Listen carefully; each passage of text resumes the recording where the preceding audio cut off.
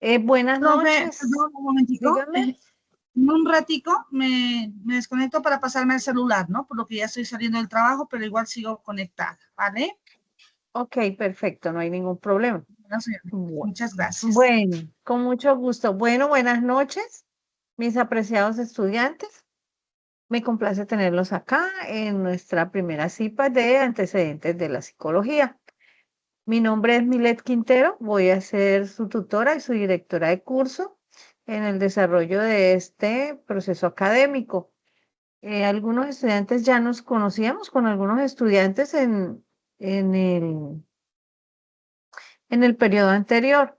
Esta vez tenemos un curso que son denominados cursos de alta complejidad.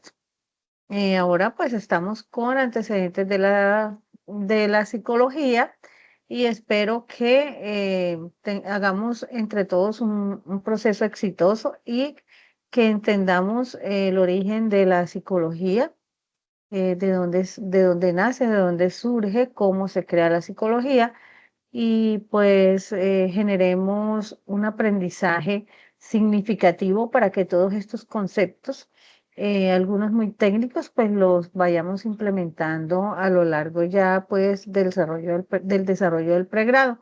Créanme que ya ustedes tienen que ir acostumbrándose a lo que les decía anteriormente, un lenguaje un poco más técnico, utilizar unas palabras pues que vayan acorde a su formación. Entonces, como les decía, muchísimo gusto. Me complace saludarlos. Mi nombre es Milet Quintero. Soy psicóloga de profesión, egresada de esta prestigiosa universidad, como van a ser ustedes. Soy especialista en gerencia del talento humano y maestrante en educación. Entonces, vamos a estar en este proceso y ojalá en muchos más. Entonces, vamos a dar inicio a nuestra primera CIPAS.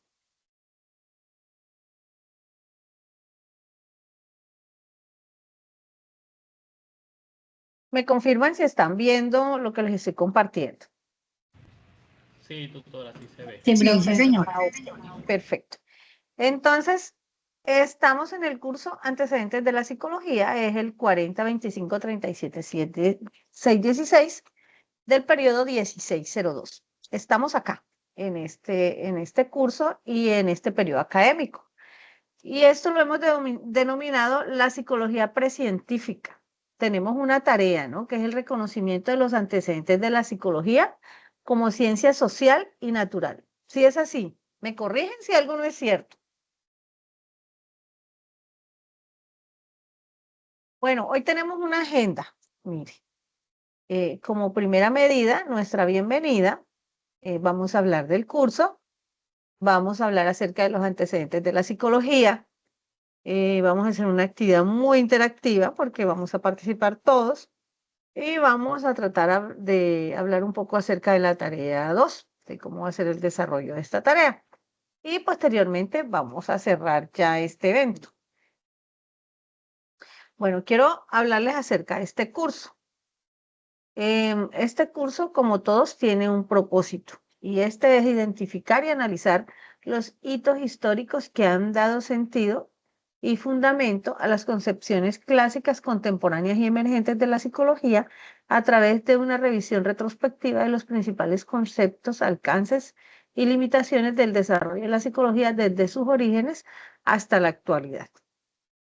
Ya sabemos que este curso tiene un valor de 2 créditos y es un área de formación disciplinar específica. Y también sabemos que este curso se puede habilitar. La idea es que no habilitemos, ¿no? Sino que lo pasemos bien. ¿Y qué estrategia vamos a emplear? ABT, que ese es aprendizaje basado en tareas. Ya les dije que valía 2 créditos, pero también consta de 2 unidades. Y las actividades son 4 tareas. Hasta ahora vamos en la segunda, ¿cierto?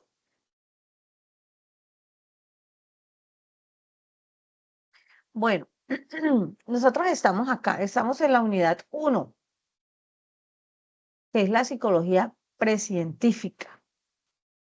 Y en esta unidad estamos viendo la psicología antes de la psicología, o sea, la psicología antes de que fuera psicología, que tiene unos antecedentes filosóficos, unos antecedentes científicos sociales y unos antecedentes científicos naturales.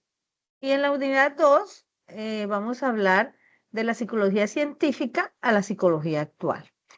Vamos a abordar algunos temas como son el salto a la psicología científica, los hitos de la psicología de la primera mitad del siglo XX y los hitos de la psicología de la segunda mitad del siglo XX y del sentido de la psicología latinoamericana.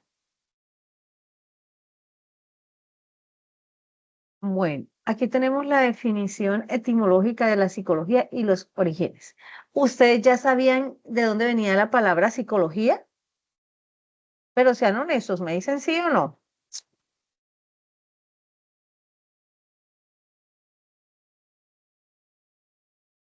¿No sabían o sí sabían?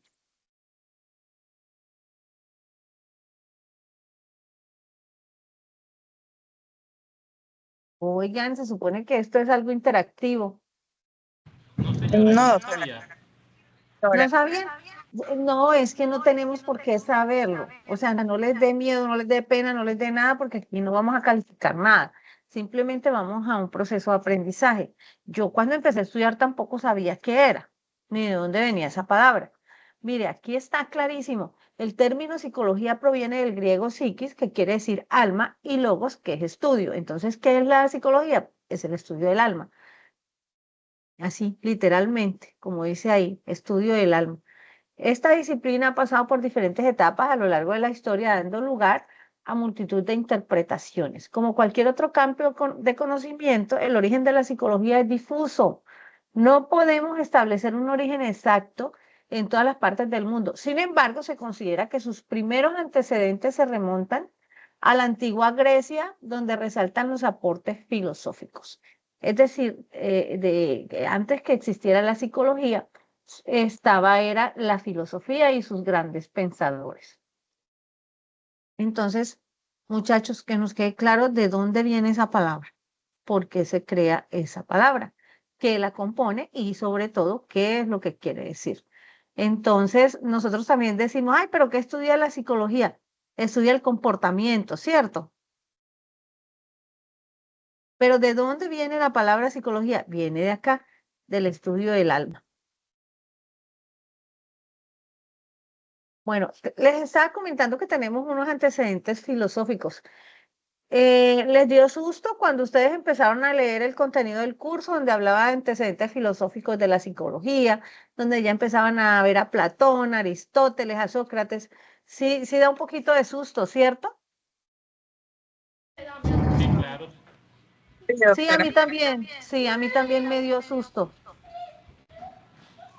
De hecho, es muy interesante ya cuando uno empieza a descubrir un poquito más el contenido y ya se vuelve como que uno quiere leer un poco más, uno quiere aprender un poco más y de verdad los invito a que sigan investigando porque es demasiado interesante el contenido de este curso. Entonces, mire, nosotros, como les decía anteriormente, tenemos unos antecedentes filosóficos, porque antes no existía la psicología, sino que la psicología nace a partir de la filosofía y de esos grandes pensadores. Entonces, desde los tiempos antiguos, los filósofos han estado interesados en entender la naturaleza de la mente humana y cómo influye en la conducta. Antes de que la psicología se convirtiera en una disciplina científica independiente, los filósofos reflexionaban sobre cuestiones que ahora caen dentro del ámbito de la psicología. La filosofía proporcionó los primeros enfoques y métodos para el estudio de la mente y la conducta. Entonces, si ven cómo desde ahí, desde esos grandes pensadores, es donde se generaron todas las iniciativas para que naciera la psicología. Y antes de que la psicología se consolidara como una disciplina científica autónoma, muchas de sus preguntas y métodos eran abordados desde ellos, lo que les estaba comentando anteriormente. Pensadores como Sócrates, Platón y Aristóteles reflexionaron sobre el alma, la percepción, el conocimiento y la ética, sentando las bases del análisis del comportamiento humano. Por eso nosotros cuando hablamos de psicología, ¿qué estudia la psicología? Estudia el comportamiento humano, se los acabé de decir hace un momentico. La filosofía proporcionó no solo los primeros marcos conceptuales, o sea, los primeros conceptos, sino que también métodos como la introspección. Ustedes saben qué es la introspección, se me traba un poquito la lengua con esa palabra. ¿Saben qué es la introspección? No, señora, no lo tengo claro. Adentro. Adentro, ¿cierto? Cuando uno le dice, haga introspección, es que usted haga como un autoanálisis, como que usted se conozca a sí mismo. Entonces, mire, no solo hablaba de la introspección, sino que como, o sea, como de conocerse a sí mismo, sino del análisis lógico y el razonamiento crítico. Más adelante, eso se fue como adaptando a la psicología. Eso era lo que hacían los filósofos. Ellos, ustedes saben que todo el tiempo se la pasaban era reflexionando y pensando, entonces por eso el tema de la introspección. Entonces, de esta manera, podemos decir que la psicología moderna pues tiene una raíz filosófica y todas esas inquietudes nacen por ese interés de saber cómo es que estamos pensando, cómo nos comportamos y cómo actuamos. Por eso se dice que la psicología estudia el comportamiento. Palabras más, palabras menos. Yo soy un poquito práctica y me gusta todo como muy resumidito. De ahí nacen, de la filosofía, pues hay varias corrientes filosóficas, que es lo que ustedes están viendo ahora en los conceptos que están investigando. Y está la naturalista. Dice, la naturaleza con el principio único de todo aquello que es real, el hombre está sometido a las leyes de la naturaleza. El naturalismo sostiene que la naturaleza es el principio fundamental de todo ser real. Según esta visión, pues el ser humano está sometido a las leyes naturales que regulan todo el mundo físico y biológico. O sea, todo era movido por la naturaleza. Aristóteles tiene una obra que se llama De Ánima. Él propuso de ahí que el alma es la forma del cuerpo y que las funciones mentales pueden explicarse mediante procesos naturales. Así fue como él sentó las bases para el desarrollo de la psicología desde una perspectiva pues ya más científica y más biológica. Estamos con el espiritualismo, que es un dualismo entre el cuerpo y el alma. Platón decía que existe un mundo de las ideas donde el alma ha estado previamente. Entonces, solo con decir esas cosas, como uno ya empieza como a transportarse y ve las cosas como un poquito confusas. Pero pues eso era lo que pensaban los filósofos. Esa corriente defiende esa postura entre el cuerpo y el alma. Platón, él afirmaba que el alma pertenece al mundo de las ideas, que es una realidad muy superior y que ha existido antes de encarnarse en el cuerpo. Para él el conocimiento es de lo que el alma conocía antes, o sea, como que eso ya hubiera estado en nosotros. Esto influyó como que en el estudio del alma y de la conciencia y en algunos temas de la psicología. También tenemos el empirismo, que es John Locke, donde sustenta que todo conocimiento es basado en la experiencia. Él sostuvo que la mente eh, es, mm, la mente es una tabula rasa al nacer y que las experiencias moldean nuestras ideas y pensamientos. Y eso es cierto, ¿no? Uno vive a través de la experiencia y eso es lo que hace que uno, como dice él, se moldee y asuma algunas posturas o algunos comportamientos. Esto dio como origen a una teoría que es la teoría del aprendizaje y la psicología experimental que ya se basa en la observación y algunos datos empíricos, o sea que se pueden demostrar. Está el racionalismo de René Descartes, que él se acentúa en el papel de la razón y define la lógica como un proceso indiscutible dentro de la mente humana. Entonces miren cómo van cambiando los conceptos, ¿no? Uno hablaba era solo de la mente, el otro hablaba de que la naturaleza, que todo era a través de la naturaleza, y ya él dice que no, que a todo hay que ponerle lógica. Entonces, Él decía que solo la razón era como la fuente principal del conocimiento y también propuso el dualismo entre la mente y el cuerpo. Él consideraba que la mente era una entidad pensante separada del cuerpo físico, o sea, que la mente era una cosa y el cuerpo era otra cosa. El enfoque de él, pues, impulsó el estudio de procesos mentales como objetos independientes de la fisiología, sentando bases del pensamiento cognitivo en el conocimiento. Ya ellos empezaban a querer como que todo fuera demostrable, como que todo ponerle lógica a las cosas y ya dejar como de pensar tanto y divagar tanto. Entonces ya aquí nos vamos a los aportes de la filosofía moderna al concepto de la mente. Entonces, mire, se dice que la filosofía moderna abarca el Renacimiento y eso es en el siglo XIV y es más o menos hasta los años 1800, o sea, hace ya como un tiempito, ¿no? Bastante. Entonces tenemos a George Berkeley que decía que las ideas de la mente son todo lo que existe. No hay más después de eso. Y que los objetos y nada existe si uno no lo percibe. El pensamiento dio origen al idealismo subjetivo. Influyó en las discusiones sobre la percepción, la conciencia y la realidad de la psicología moderna. También tenemos a David Hartley, que él proponía un enfoque en las asociaciones de ideas y su relación con procesos fisiológicos en el cuerpo. Eh, este señor Hartley decía que las ideas se asocian a la mente a través de leyes mecánicas y que estas asociaciones estaban ligadas a los procesos fisiológicos y combinó las teorías de Luke sobre el empirismo con una base biológica, vinculando la mente, el cuerpo y la vibración del sistema nervioso. Entonces vienen ya empiezan a hacer como las cosas más demostrables y ya meterle un poquito más de ciencia.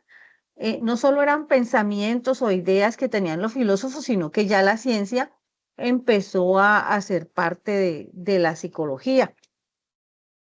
¿Qué relación, qué relación tiene este señor con la psicología? Que fue uno que propuso una base fisiológica para los procesos mentales, lo que yo les estaba comentando hace un momento.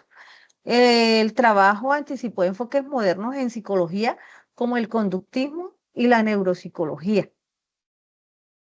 Ya se le empezó a meter como más medicina y como una parte más científica. También inició el estudio del aprendizaje basado en asociación de estímulos y de ideas, lo que influyó ya en teorías más adelante que tenían que ver con el condicionamiento. No sé si han escuchado hablar del condicionamiento operante. Ya empezaron a salir como todas esas teorías. David Hume, lo que llamamos mente no es sino un montón de colección de percepciones diferentes unidas entre sí por ciertas relaciones. David Hume veía la mente de esa manera, no como si fuera una sola cosa, sino como un conjunto de ideas. Esto es lo que se divide en impresiones y en ideas.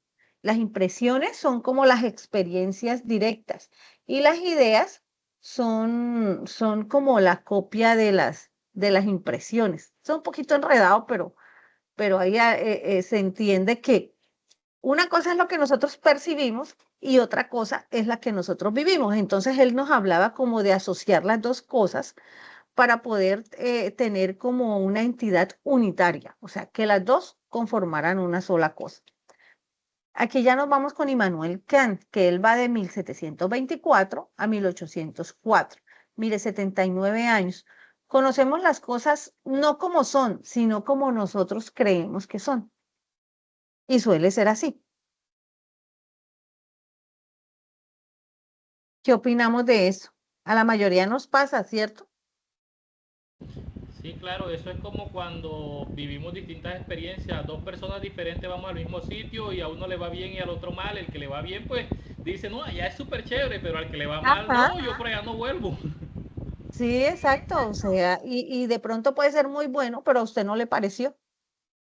Así de sencillo. De pronto sí es muy bueno, pero lo que usted dice, la experiencia no fue tan positiva.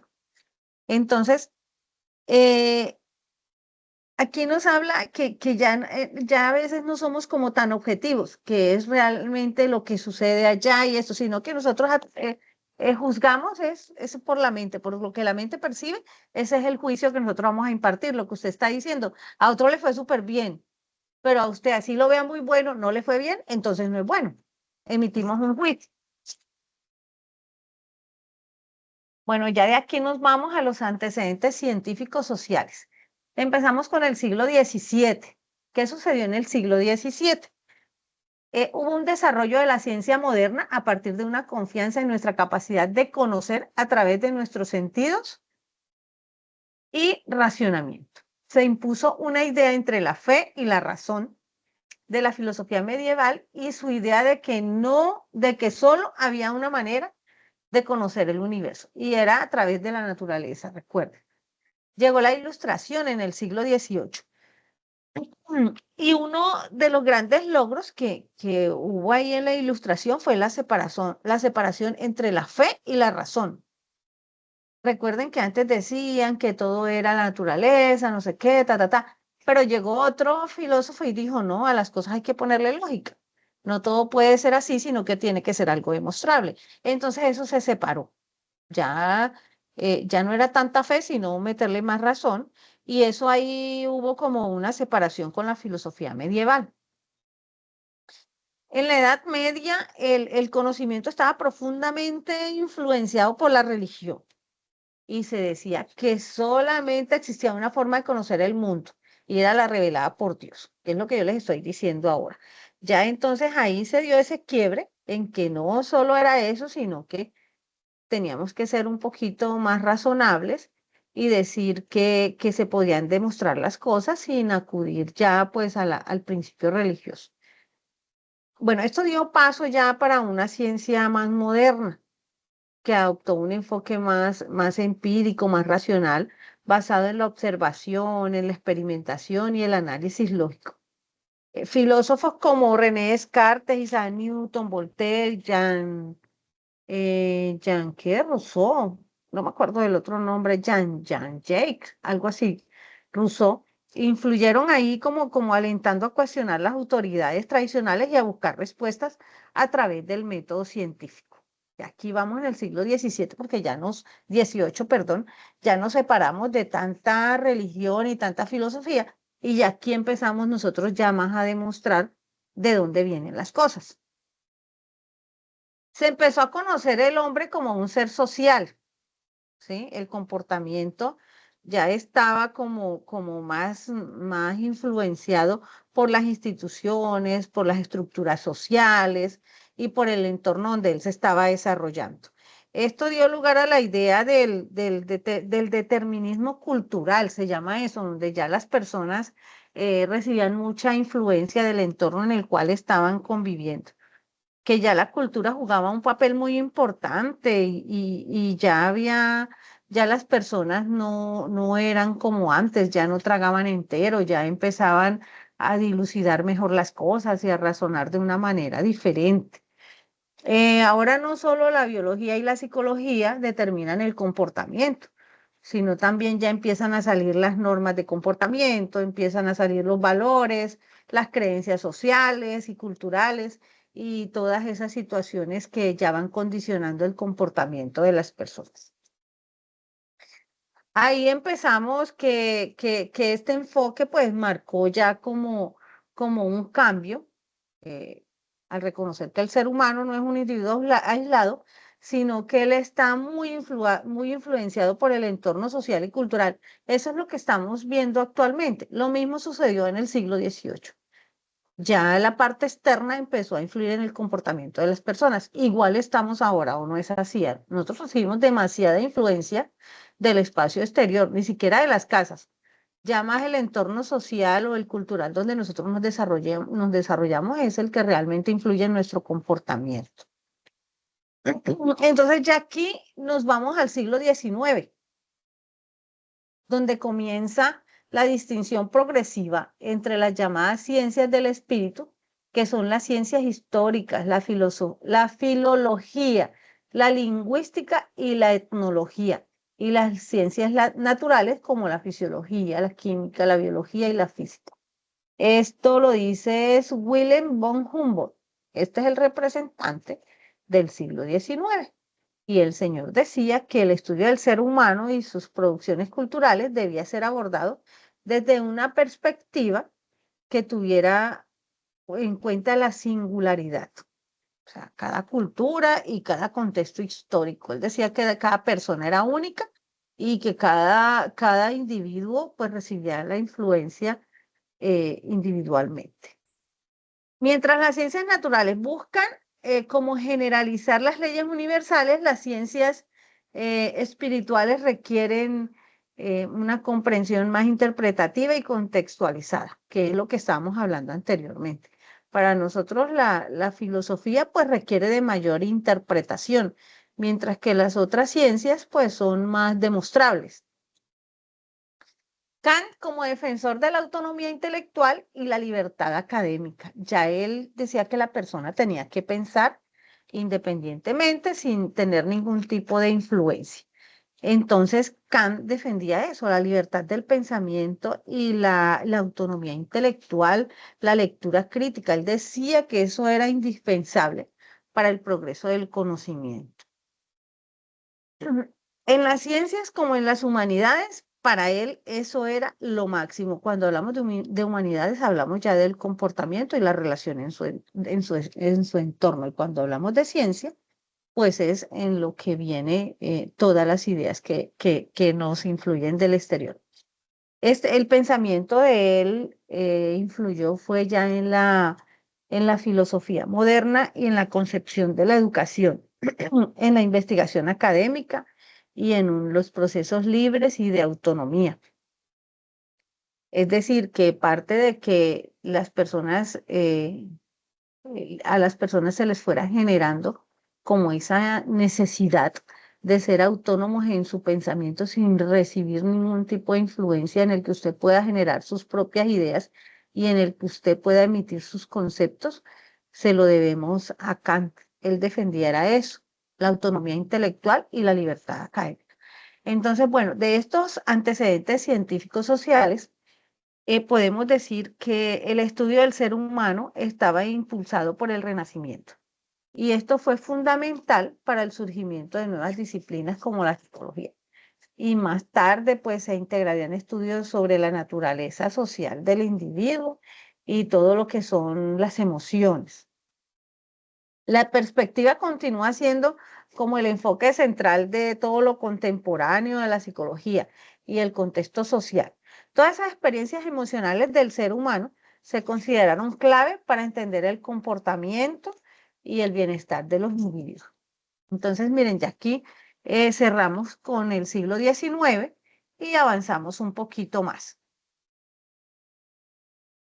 Lo que les estaba comentando ahorita de las conclusiones, esto es como la apuesta al conocimiento y ahí empiezan ya como a darle un enfoque más humanista, ¿no? Entonces, cuando ya nace el Renacimiento, ya empezaron lo que les estaba comentando ahora, el tema de la introspección, que ya empezaban a conocerse a sí mismos, a emitir juicios, y en esta etapa pues ya empezaron a hablar también de la antropología como una ciencia general, y entonces ya las personas empezaron a ser objeto de estudio y de conocimiento. Y desde aquí se entiende el ser humano como un ser social y se empiezan a enmarcar los intereses de las problemáticas sociales y en la relación con todas estas dimensiones emocionales del ser humano. Ya después, más adelantico, vamos a ver el tema de la revolución industrial y todas esas cosas y cómo fue que la filosofía y en esa parte influyó en la psicología, cuando ya empiezan a hacer la psicología y los grandes pensadores. Entonces, aquí vamos entonces ya a finales del siglo XIX. Entonces aquí empezamos con Russell en 1872 hasta 1970. Y él decía que la ciencia moderna empezó indagando los astros. Después pasó con los cuerpos físicos en la Tierra. Más tarde con los seres vivos y finalmente el comportamiento del ser humano. O sea que él comenzó estudiando lo más lejano y terminó con lo más cercano, que fue la condición humana. Después ya empezaron a mezclar la biología, la fisiología y la medicina. Entonces, ahí es donde nace el positivismo de Augusto Comte, que él hablaba del método, un método universal que garantizaba la obtención del conocimiento objetivo. Entonces, mira que ya todo empieza a ser como un enfoque, que ya necesitamos como métodos de estudio, como ya todo tiene que ser más demostrable, ya no es cualquier teoría, sino algo que pueda tener un resultado, algo que se pueda mostrar, algo que se pueda medir, algo que se pueda cuantificar. Por eso ya ahí es donde la filosofía empieza a verse como una ciencia, porque ella acude al método científico.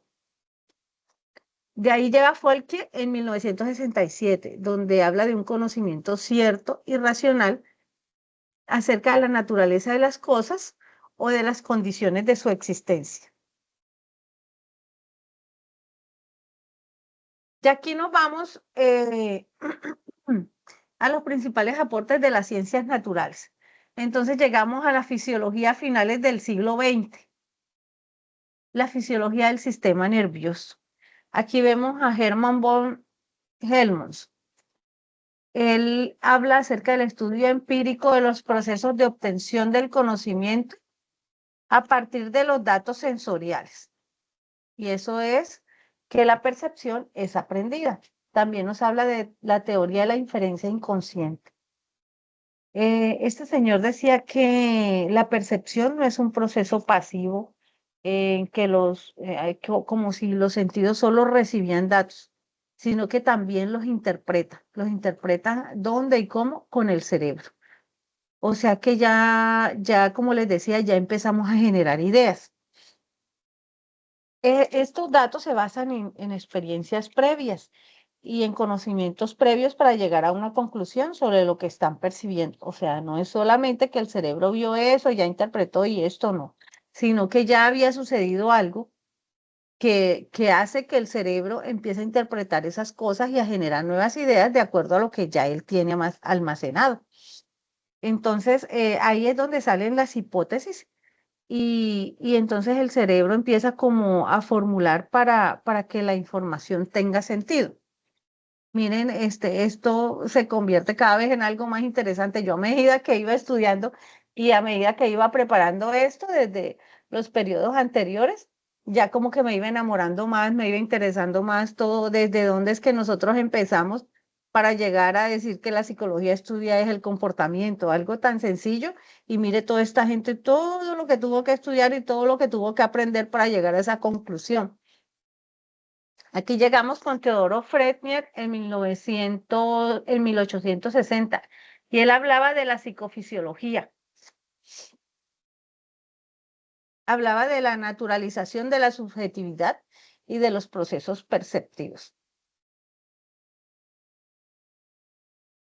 Bueno, aquí nos vamos a volvernos un poquito a los procesos perceptivos. ¿Y qué quiere decir eso? Esa es la manera en la que los seres humanos interpretamos y organizamos para dar sentido a la información que estamos recibiendo. Los procesos para esta interacción son el entorno y la construcción de nuevas experiencias en el mundo. Entonces, aquí lo que nos quiere decir es que a través de los sentidos, a través de la vista, del oído, del tacto, es que nosotros también podemos recibir ideas, podemos percibir las cosas. Cuando hablan de kinestesia, que las personas con el tacto ustedes han visto que que me ericé, que no sé qué, es porque perciben las cosas a través del tacto. Eso es como si recibieran un estímulo. Cuando usted ve algo, cuando usted escucha algo que le genera algún tipo de emoción. Aquí ya vamos en la frenología, que son los antecedentes científicos naturales de la psicofisiología. Este señor, Frank Joseph Gall, hablaba de relación entre las partes del cerebro y las facultades psicológicas. Las facultades que una persona ejercita más provocan que las partes del cerebro correspondientes a ella se desarrollen más. Entonces él hablaba que era que la forma del cráneo que uno tenía, esas características hablaban de la inteligencia que usted tenía o de la parte del cerebro que usted tenía desarrollada. Entonces, según él, si usted desarrollaba más esta parte, que era la de las emociones, o la de la inteligencia, o la moralidad, o la de la personalidad, entonces esa parte del cerebro se le iba a desarrollar más. Entonces, ya con el tiempo esa teoría, pues la descartaron porque realmente no era algo que se pudiera demostrar, sino que simplemente, como dice la palabra, era su teoría, pero no, eso no se pudo comprobar. También tenemos unos antecedentes científicos naturales. Está el evolucionismo, el darwinismo, tenemos al conde de Buffon, que decía y hablaba acerca de las épocas de las naturales. Tenemos a Jean-Baptiste Lamarck, que hablaba de que las especies habían experimentado transformaciones hasta llegar a su estado actual. Bueno, que eso siempre lo hemos visto en la evolución. Y está Charles Darwin, que hablaba sobre la expresión de las emociones. El origen del hombre, el de Darwin, compara las capacidades psicológicas humanas y de otras especies. Él era el que decía que veníamos del mono, ¿cierto? Entonces ahí nos habla él de la evolución. Mire, también tenemos estos antecedentes científicos naturales de la psicología y es el hereditarismo. La herencia juega un papel importante en la determinación de la naturaleza.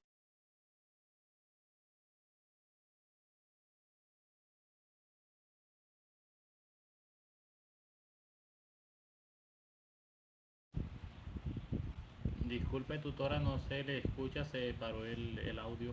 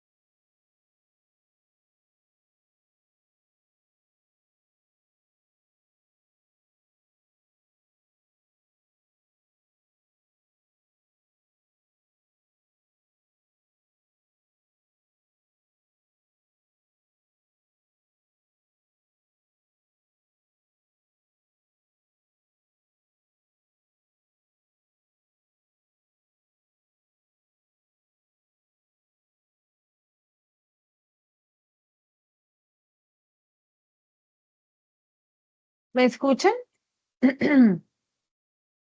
Sí, señora. Se me fue la luz, lo que estábamos hablando. Vamos a ver dónde quedamos nosotros. Acá está. Ahí retomamos. Estamos hablando del hereditarismo. La herencia juega un papel importante en la determinación de la naturaleza humana y los rasgos de carácter como la inteligencia y la personalidad. Eso es cierto, ¿verdad que sí? Es algo que se ha demostrado. Tutora, disculpe, la presentación que estaba presentando no se ve ahora en el momento. ¿Y se está viendo ahora? No. No, señora, solo se escucha. Ay, esperen, es eso que no me habían dicho. Ya voy para allá. Es que esto se desconfiguró todo por el tema de... ¿Ahí sí se ve? Sí, señora. Ok, entonces hablábamos del... Se escucha con retorno. ¿Será que alguien tiene algún micrófono prendido? Ojalá. Entonces hablamos de cómo la herencia juega un papel importante en la determinación de la naturaleza humana. O sea, hay muchos rasgos que nosotros heredamos. La eugenesia consiste en la práctica de la selección artificial para conseguir la mejora biológica de la especie humana. Y los test de inteligencia. La teoría de la inteligencia de Galton pretendía dar una respuesta a una parte de la pregunta, la que se refiere a nuestras habilidades mentales a la hora de resolver problemas. Ahora también le llaman la inteligencia emocional. No sé si ustedes ya van a tener la oportunidad de investigar acerca de los test y es una parte bastante interesante porque para algunos procesos exigen practicar algunos test de habilidades sociales, del test de inteligencia. Hay unos que son para medir coeficiente intelectual, hay otros que son para las habilidades para un trabajo X. Entonces, cuando ya más adelante van a tener la oportunidad de indagar acerca de esto. Entonces, muchachos, les comento que hasta aquí vamos a quedar con estas cipas. Espero que el contenido haya sido bastante significativo en el proceso que ustedes están desarrollando. Podemos también hablar un poco acerca de la tarea 2. Dígame dónde van, cómo van, qué necesitan, los referentes bibliográficos, si los han estado revisando, si están haciendo sus aportes, cómo van con eso. Voy a dejar de compartir esto para verlos.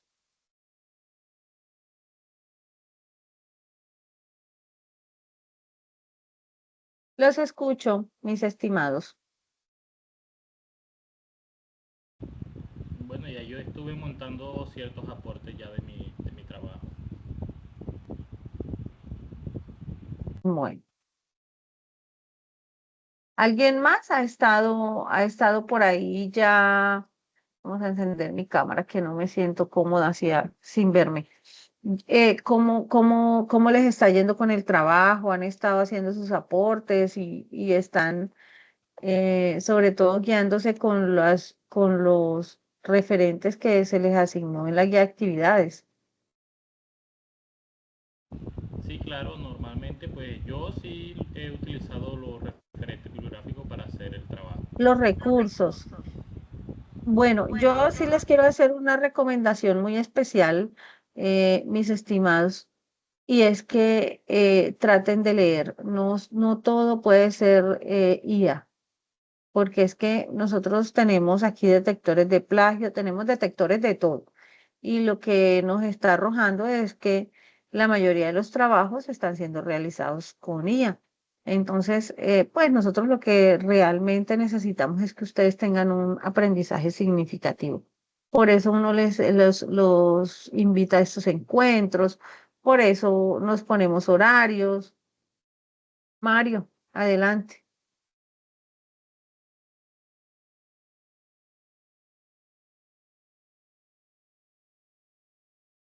Pero no lo escuchamos.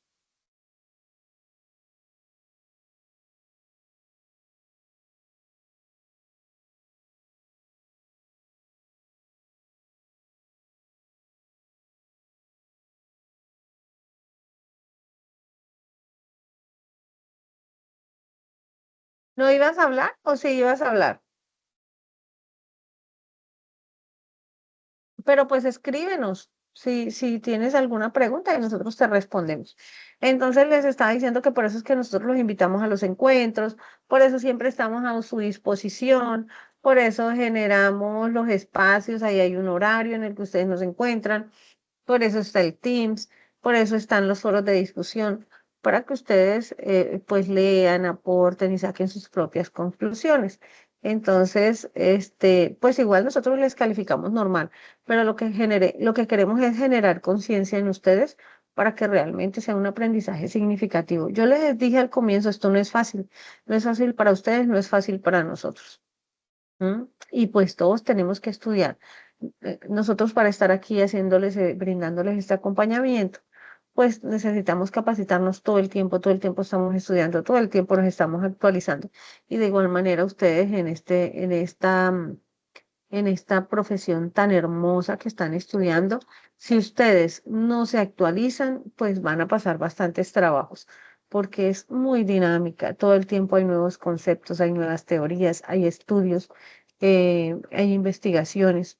Ya ustedes cuando vayan más adelante, es más, ya ustedes deben estar haciendo parte de un semillero de investigación. ¿Alguno de ustedes ya está en algún semillero?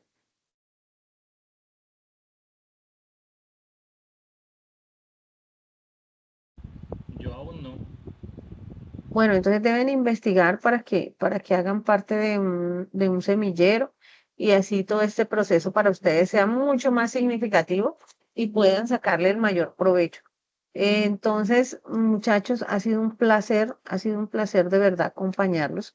Yo les dije que esto iba a ser muy breve y que no me iba a extender mucho, porque yo sé que este es un horario bastante pesadito. También les recuerdo que tenemos una réplica. Yo les voy a enviar la invitación por el correo. Y es que la actividad 2 es colaborativa. Vamos a ver qué dice. Vamos a ver el chat. Aquí está. La actividad 2 es colaborativa y mis compañeros iniciaron el desarrollo y cuando yo me comuniqué con ellos por medio de un grupo de WhatsApp que crearon para la coordinación del mismo, simplemente me dejaron en visto y no me respondieron si podía hacer algo para ingresar al grupo. Pero igual yo lo desarrollé solo y ya subí la evidencia. Miren, yo no sé si ustedes se han dado cuenta que en esta carrera, digámoslo así, que ustedes están iniciando, que es la psicología, las relaciones interpersonales tienen un papel tan fundamental en esta profesión y parte de este desarrollo de trabajos colaborativos es eso, que ustedes aprendan a comunicarse. Imagínense un psicólogo que no sepa comunicarse. Pues yo asumo que no será muy exitoso. Aparte de que tienen que aprender a escuchar, a fortalecer sus relaciones interpersonales, a ponerse de acuerdo, a ser conciliadores. Y ustedes no se pueden poner de acuerdo para el desarrollo de una tarea. Entonces, miren que todo tiene un trasfondo. Samir, Sí, claro, doctora. Yo en los semestres anteriores me estresaba demasiado por esa situación de que uno pues hacía el aporte y nadie respondía, nadie decía nada o cosas así. Pero a medida que ha ido pasando, pues uno va entrando también en en el chip de que la mayoría de que estudiamos acá pues trabajamos, muchos tenemos dos empleos, trabajamos por distintos horarios. Por ejemplo, yo soy enfermero y mis turnos son muy variables. Entonces hay veces que hay compañeros que escriben como que monten ya y pues uno apenas está en turno y así. Yo normalmente siempre que estoy de descanso trato de adelantar todo lo que más pueda. Y por eso a veces me estresaba al principio porque yo decía, pero si yo saco el tiempo, ¿por qué los demás no lo hacen? Pero hay que entender que a veces también tienen otras ocupaciones aparte del empleo, tienen hijos y por ejemplo yo tengo una niña, pero digamos que se encarga más la mamá que yo de ella, entonces por tal razón me queda más tiempo libre, pero las mujeres, las chicas que tienen hijos, es más difícil para ellas.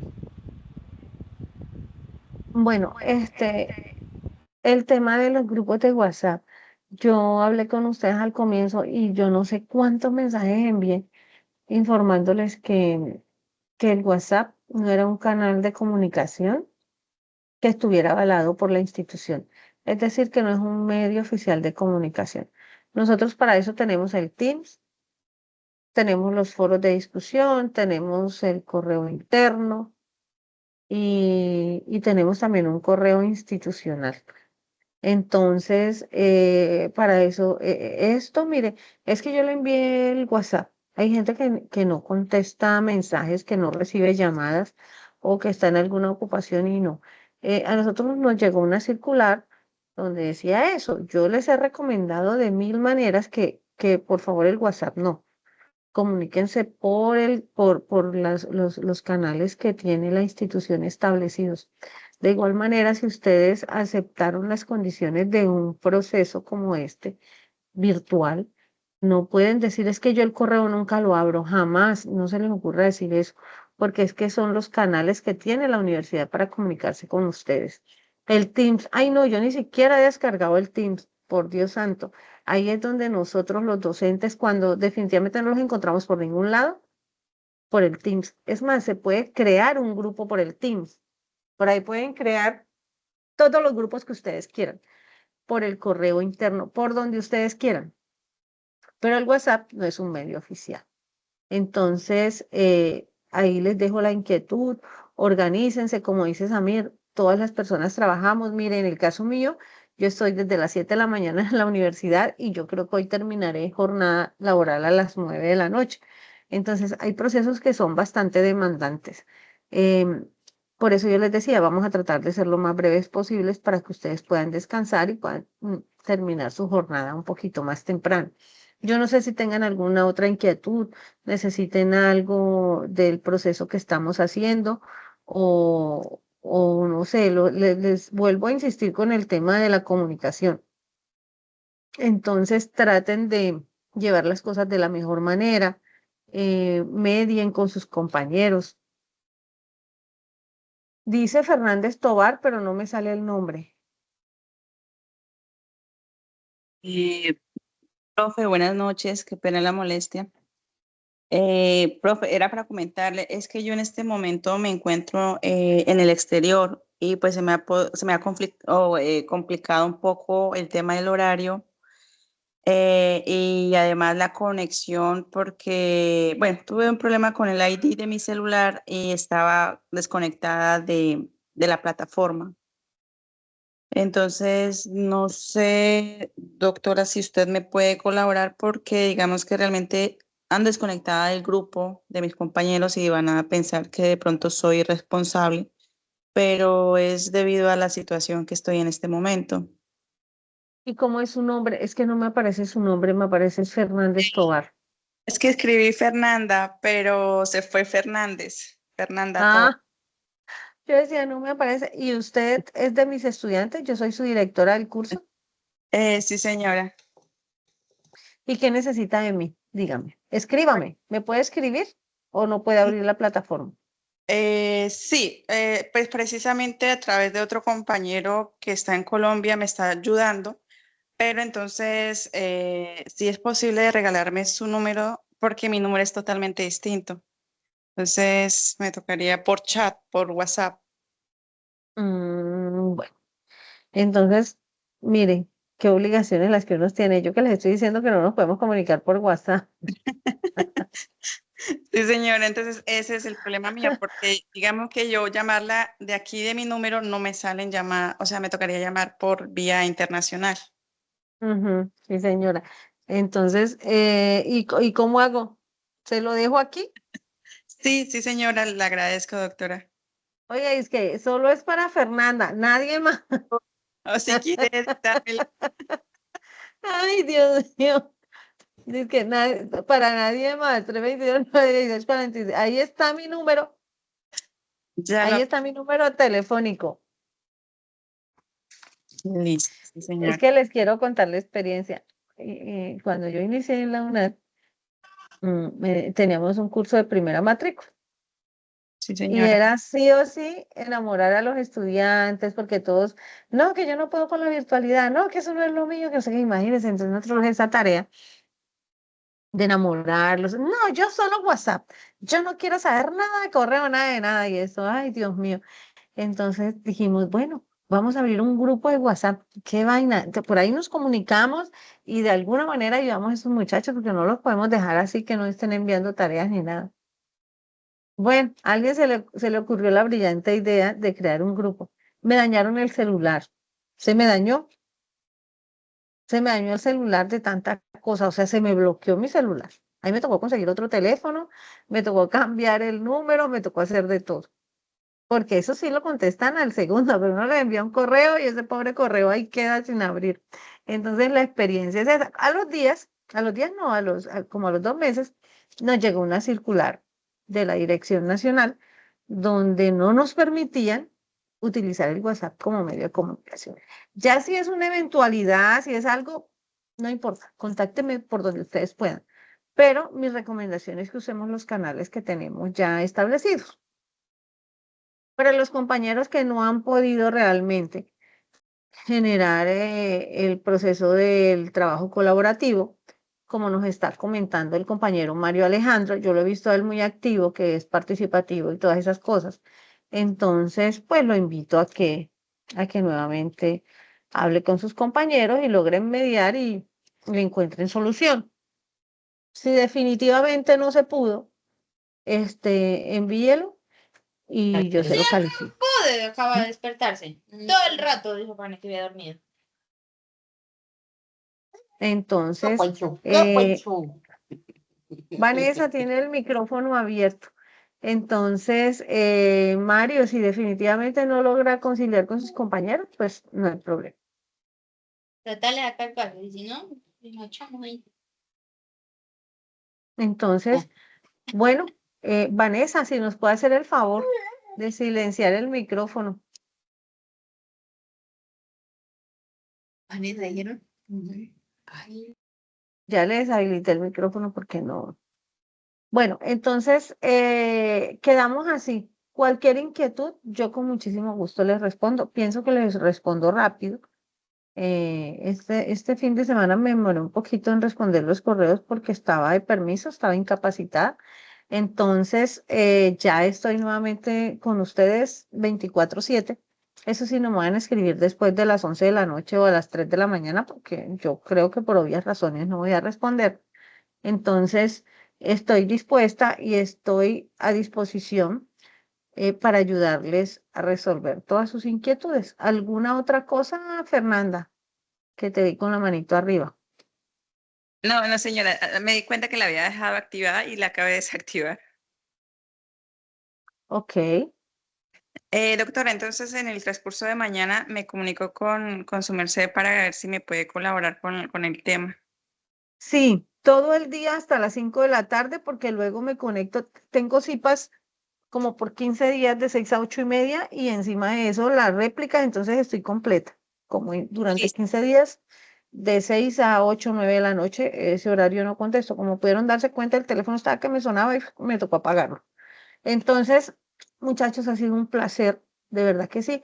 Yo les voy a colgar esta grabación, se la voy a enviar al correo para que ustedes la tengan ahí, se la voy a enviar por correo interno. También aparece en la plataforma donde están el tema de las cipas, ahí están todas las grabaciones y cualquier inquietud, cualquier consulta que ustedes quieren hacer, ahí está la información.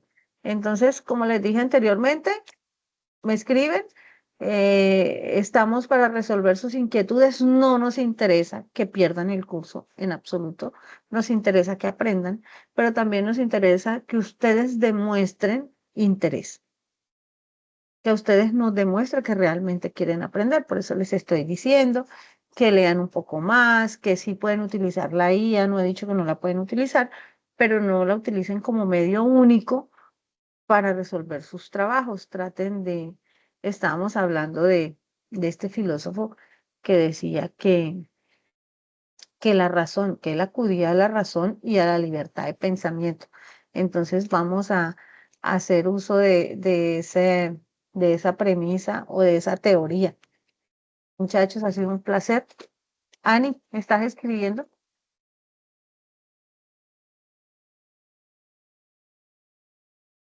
Me parece excelente.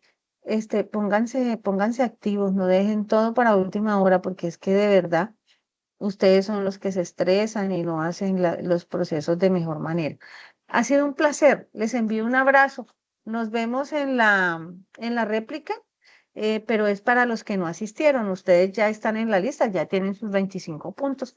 Los que no asistieron tienen otra oportunidad y ya vamos a organizar. Ah, se me olvidaba esta información que es bastante importante. Estoy hablando con un compañero, con un profe, para que nos haga el favor de acompañarnos en una web, porque tenemos que hacer dos web conferencias también, pero quiero que hagamos una sobre normas APA, sobre cómo emplear las normas APA, cómo se presenta un trabajo y qué les parece. Pues a mí me parece excelente idea porque pues yo he aplicado las normas APA según he leído ciertas normas y es lo que aplico en el trabajo, pero como tal no he tenido una capacitación así más específica, mejor dicho. Dice Ani que a ella no le va bien. No, a la mayoría no nos va bien. Ustedes han visto ay, se me va la palabra, cuando uno les va a calificar, que aparecen ahí los criterios y aparece si utilizó bien las normas APA o no las utilizó, tantos puntos por utilizar las normas APA, y a mí a veces me da risa. Yo digo, ay, estarán mis pobres muchachos pensando si se van a ganar esos punticos o no. Entonces, tampoco les doy muy duro porque yo digo, es difícil y apenas se están adaptando a la dinámica. Entonces, sí quiero que yo le voy a enviar la invitación, voy a hablar con el profe porque dependo del tiempo de él, el día que él nos diga. Ojalá sea la próxima semana y ustedes saquen el espacio porque es súper interesante y créame que nos va a ahorrar muchos dolores de cabeza aquí para adelante, porque ahorita ya después del segundo periodo, ya para el tercer periodo, ya empezamos a ser muchísimo más estrictos. Ahorita porque estamos tratando que ustedes cojan el hilo, que ustedes ya vayan entendiendo la dinámica. Pero ya de ahí para arriba, tercero, cuarto, ya la cuestión se pone un poquito más fuerte. Entonces, mis estimados, vamos a hacer entonces la web sobre normas APA y como está preguntando la compañera que ella llegó tarde, puede asistir a la réplica, no hay ningún problema. Entonces yo de igual manera a todos les voy a enviar la invitación. Los que no asistieron, pues obviamente entenderán la obligatoriedad y el que quiera asistir nuevamente, que me quiera saludar, con muchísimo gusto, también lo espero. Entonces quedamos pendientes con la web de Normas APA. Les envío un fraternal abrazo, como decimos los unadistas. Les deseo éxitos en el proceso académico y estamos charlando por cualquiera de nuestros medios de comunicación. Ha sido un placer. Gracias, Chaito. Feliz noche. Igualmente. Gracias, tutora. Feliz noche para todos. Feliz noche. Que esté muy bien.